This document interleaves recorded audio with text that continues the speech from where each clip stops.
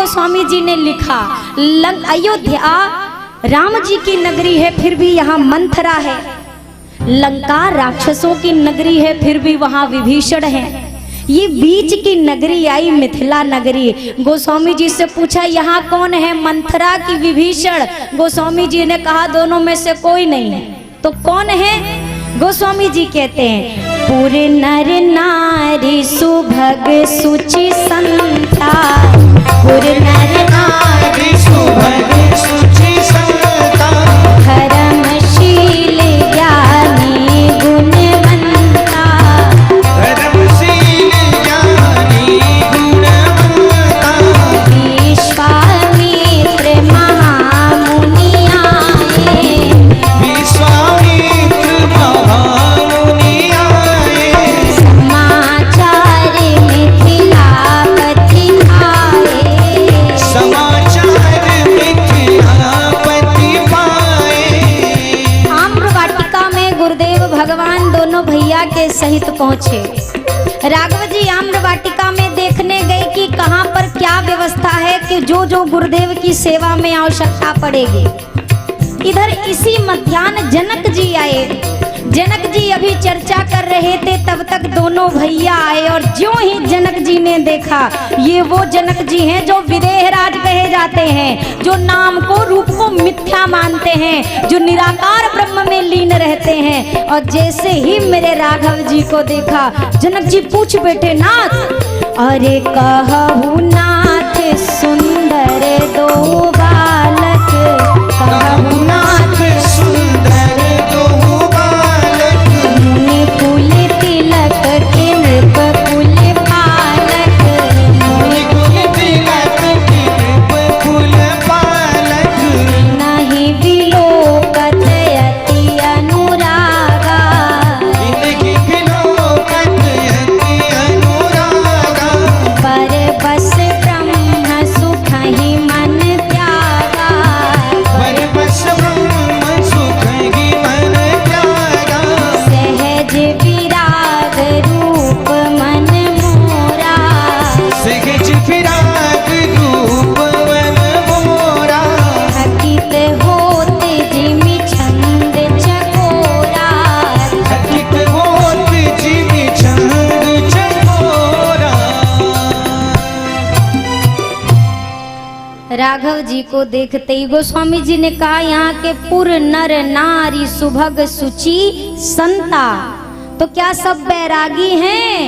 नहीं, सबका जीवन संतवत है। संतों के समान आचरण को वो गृहस्थ धर्म में भी पालन करते हैं, इसलिए गोस्वामी जी ने कहा सब संतवत हैं।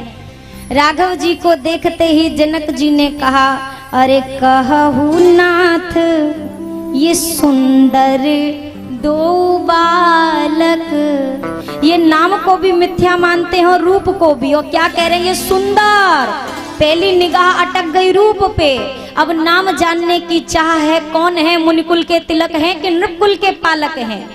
राघव जी को देखते ही जनक जी के मन का भाव कहता है, अहो इन्हें लगता है बरबस लगा लूं ही ये, छोड़ू ना क्षण भर प्राण रहते शरीर में।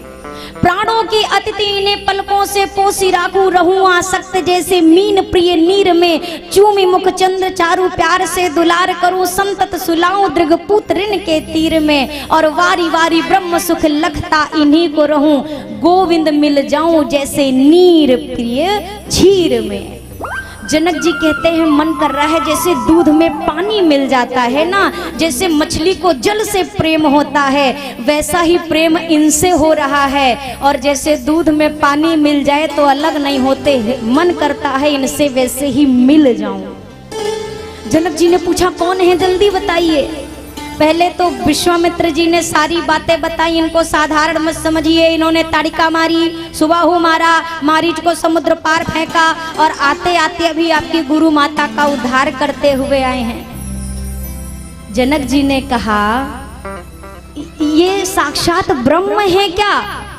विश्वामित्र जी ने मन में कहा पकड़ तो लिया आपने सही बात, लेकिन तब तक राघव जी ने प्रेरणा की नहीं नहीं नहीं नहीं, पोल नहीं खोलनी है सरकार। अब विश्वामित्र जी ने लौकिक परिचय दिया, दशरथ जी के पुत्र हैं, मेरा यज्ञ सफल कराने आए थे तो हम आपके यहाँ लेकर आए धनुष मक्षाला के दर्शन करने, ये धनुष यज्ञ देखने। ठीक है, जनक जी तो प्रस्थान करके गए। अच्छा, ठहरने की व्यवस्था कहाँ कराई है? सुंदर सदन सुखद सब काला। जहाँ राघव जी को ठहराया गया उस भवन का नाम है सुंदर सदन। ये किसका भवन है? यहाँ किशोरी जी रहती हैं। किशोरी जी कहें तो सीता जी, हमारी सीता जी का भवन राम जी को दिया गया। सीता जी भक्ति हैं, राम जी भगवान हैं। और मैया ने कहा जनक जी से, तो पिताजी मैं कहाँ रहूंगी? मानो ये यहाँ पर प्रेरणा दी जा रही है कि भक्ति के घर में भगवान को ठहरा दो। और जनक जी ने कहा, हे वैदेहीजू, आप हमारे भवन में निवास करो। भगवान ठहरेंगे भक्ति के गृह में और भक्ति ठहरेंगी हमारे मन रूपी गृह में। यही तो राम कथा का सार है। अब प्रभु की एक बड़ी सुंदर लीला आती है। क्या? विराजमान थे, चर्चा हो रही है, तब तक राघव जी ने कहा, ये नाथ लखनपुर देखन चाहे। सरकार, ये लक्ष्मण ना नगर दर्शन करना चाहता है। विश्वामित्र जी ने कहा, तो जो चाहता है वो हमसे कहता काहे नहीं है? राम जी ने कहा, वो थोड़ा सा प्रभु सकोच डर प्रगट न करई।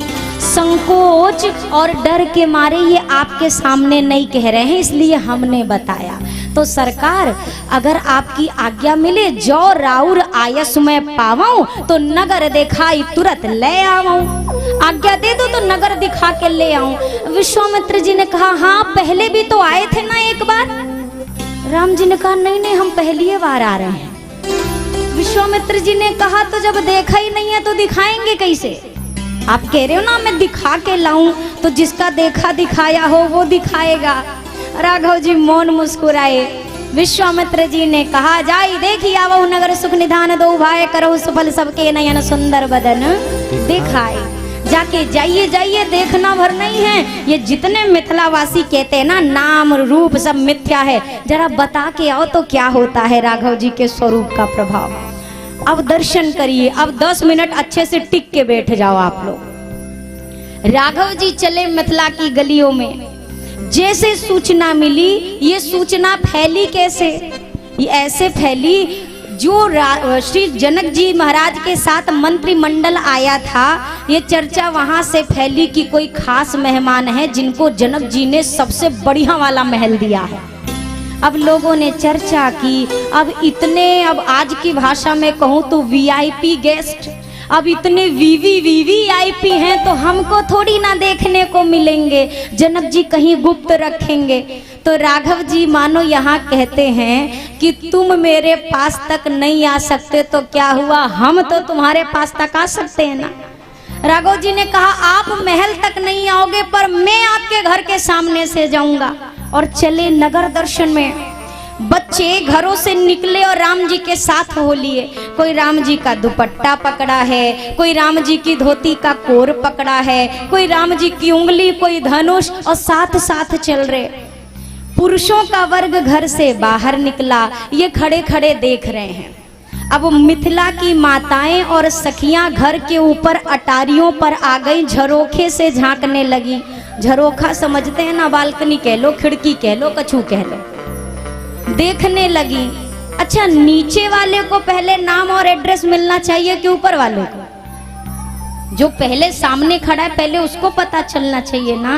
पर संतों ने कहा, पुरुष ज्ञान का प्रतीक है, माताएं भक्ति का प्रतीक हैं। और ज्ञान भगवान को देख तो सकता है पर उसका पूरा परिचय भीतर से तो भक्ति को मिलता है।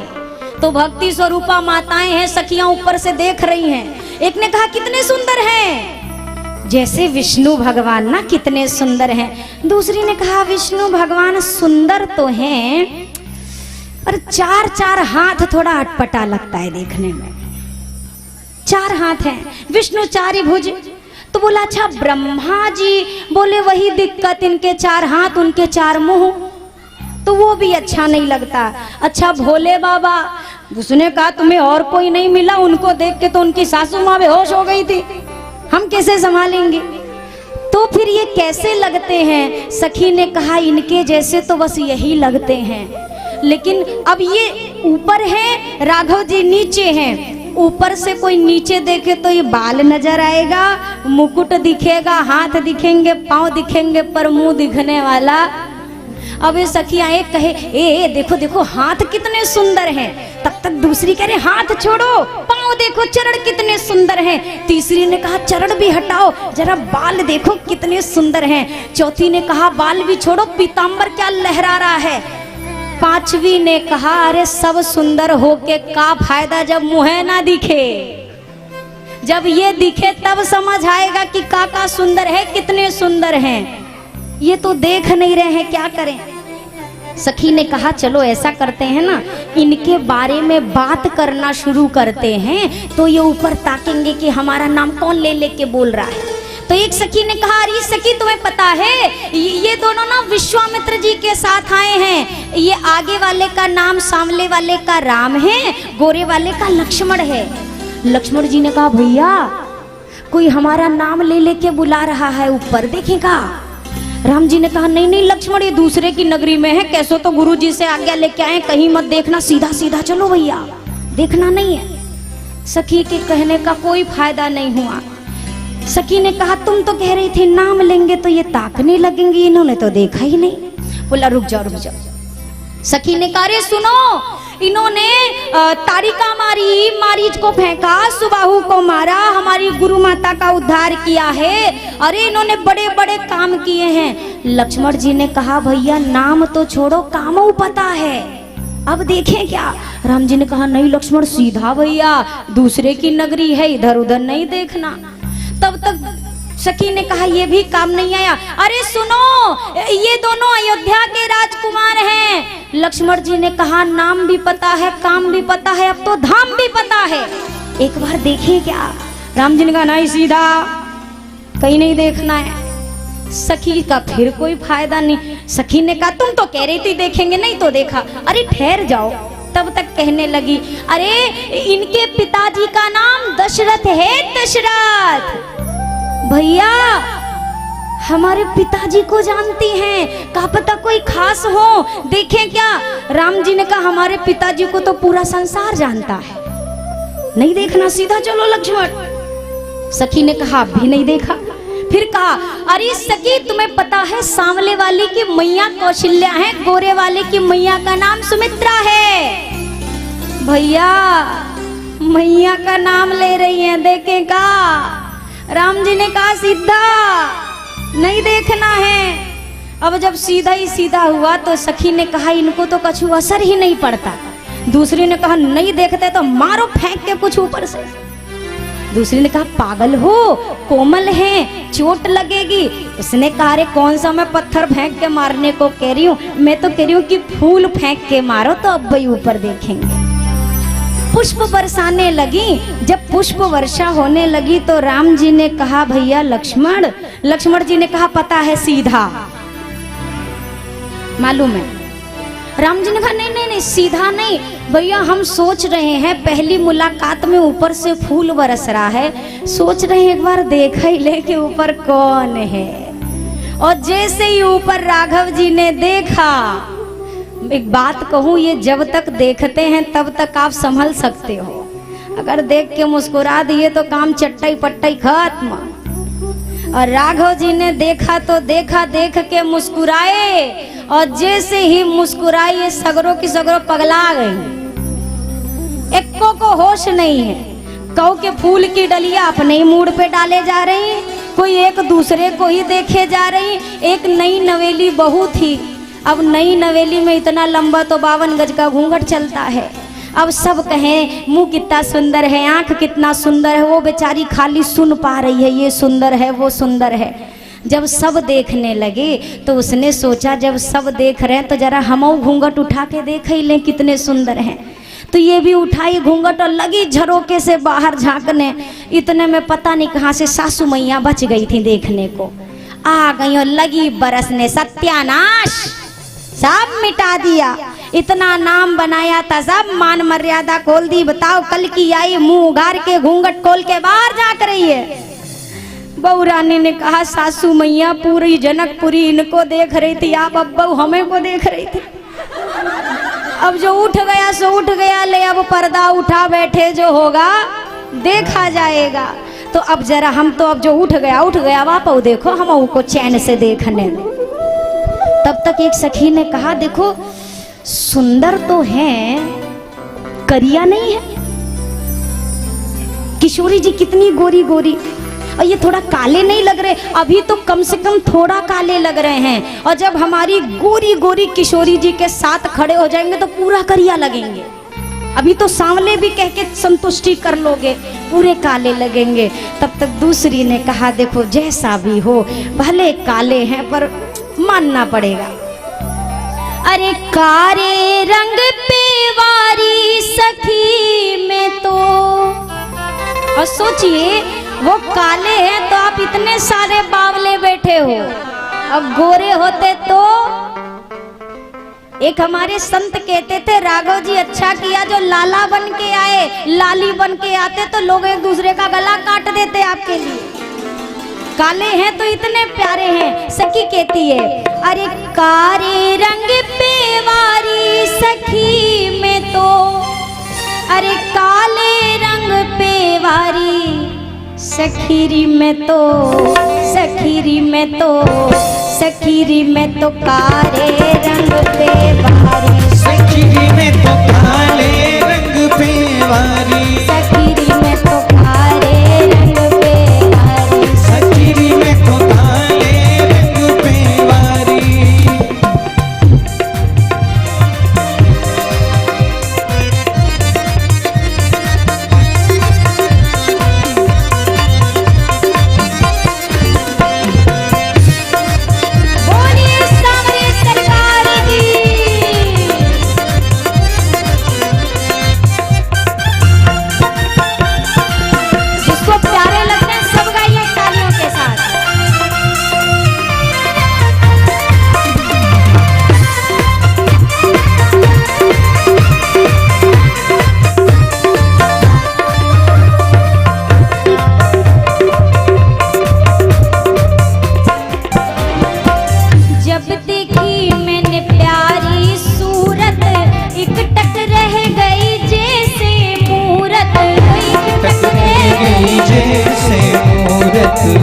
टक रह गई जैसे मूरत, मैं तो बिल्कुल भई रे बावरी, मैं तो बिल्कुल भई रे बावरी, मैं तो बिल्कुल भई रे बावरी, मैं तो बिल्कुल भई रे बावरी। जब से इन्हें निहारे सखीरी में तो, सखीरी में तो, सखीरी में तो काले रंग पे वारी, सखीरी में तो काले रंग पे वारी, सखीरी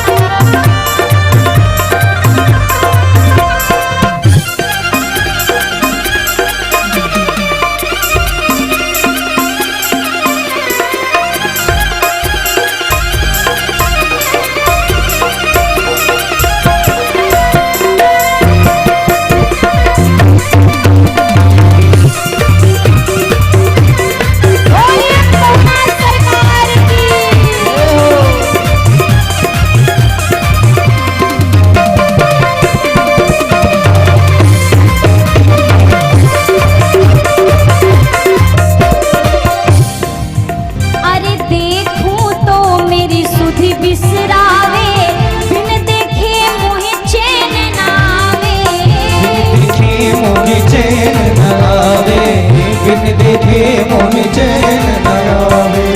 मन मेरा चोरी कर जावे, मेरा चोरी कर जावे, अज मन मेरा चोरी कर जावे, मन मेरा चोरी कर जावे। इनकी मुस्कान प्यारी सखीरी में तो, सखीरी में तो, जय जय सखीरी में तो काले रंग के वारी, सखीरी में तो काले रंग में वारी, सखीरी में तो काले रंग के वारी, सखीरी में तो काले रंग पे वारी, सखीरी में तो काले रंग पे वारी, सखीरी में तो काले रंग पे वारी। सखीरी में तो, सखीरी में तो, सखीरी में तो काले रंग पे, सखीरी में तो काले रंग पे। आवाज पहले भारी करो तब वारी होगा। सखीरी में तो काले रंग पे, जोर से बोलिए। सखीरी में तो काले रंग पे, सखीरी में तो काले रंग पे, सखीरी में तो काले रंग पे, सखीरी में तो काले रंग पे, सखीरी में तो काले रंग पे। दोनों हाथ ऊपर करिए। रख पाइए। सखीरी में तो, सखीरी में तो, सखीरी में तो काले रंग पे वारी, सखीरी में तो काले रंग पे वारी, सखीरी में तो काले रंग पे वारी, सखीरी में तो काले रंग पे वारी, काले रंग पे वारी, सखीरी में तो काले रंग पे वारी, सखीरी में तो काले रंग पे वारी। सखीरी में तो, जय हो। सखीरी में तो, सखीरी में तो काले रंग पे वारी, सखीरी में तो काले रंग पे वारी, सखीरी में तो काले रंग पे वारी, सखीरी में तो काले रंग पे वारी। सखीरी में तो काले रंग पे। अब बोलो। सखीरी में तो काले रंग पे, सखीरी में तो काले रंग पे